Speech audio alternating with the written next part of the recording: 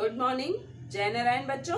अपने पिछले हिंदी व्याकरण के क्लास में मैंने आपको पाठ 6 शब्द भंडार पढ़ाया था। शब्द कितने तरह के होते हैं ये मैंने आपको बताया था और उसमें से विलोम शब्द और पर्यायवाची शब्द भी आपको बताए थे। आज हम अपना पाठ यहीं से शुरू करते हैं, उसके आगे से शुरू करते हैं। 3 नंबर पर है वाक्यांश के लिए एक शब्द। वाक्यांश के लिए एक शब्द क्या होता है बच्चों?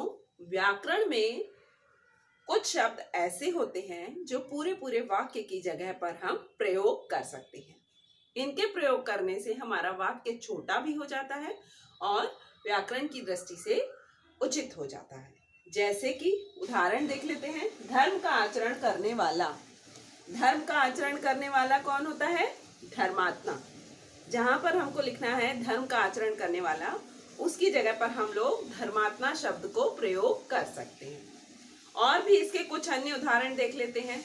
जैसे ईश्वर को मानने वाला आस्तिक, ईश्वर को न मानने वाला नास्तिक, जिस बालक के माँ बाप का स्वर्गवास हो गया हो वो अनाथ, जो सब कुछ जानता हो सर्वज्ञ, जिसका ज्ञान थोड़ा कम हो वो अल्पज्ञ।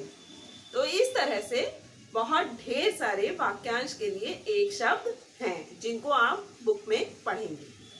आइए अब चौथा देखते हैं हम लोग, अनेकार्थी शब्द। अनेकार्थी शब्द क्या होते हैं बच्चों?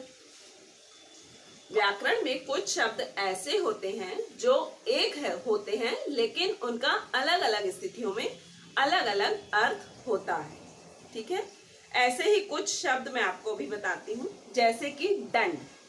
दंड का अर्थ होता है डंडा, लेकिन दंड का अर्थ सजा भी होता है। मतलब इस शब्द का प्रयोग स्थिति के हिसाब से अलग अलग अर्थ होते हैं।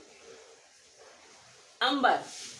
अंबर का अर्थ होता है आकाश और कई जगह पर अंबर का अर्थ कपड़ा भी होता है। इसी तरह कुछ अन्य शब्द आप बुक में पढ़ेंगे। अब आता है समश्रुति भिन्नार्थक शब्द।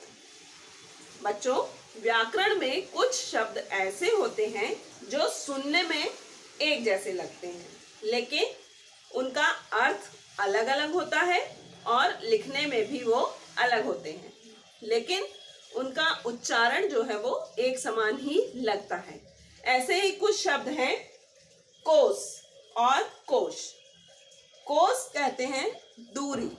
जैसे आप लोग दूरी को मीटर में या किलोमीटर में नापते हैं, तो ऐसे ही कोस भी दूरी नापने का एक मानक है।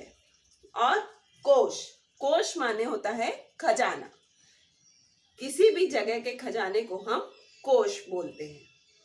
तो इसी तरह से कई अन्य शब्द भी हैं जिनको आप किताब में पढ़ेंगे। धन्यवाद।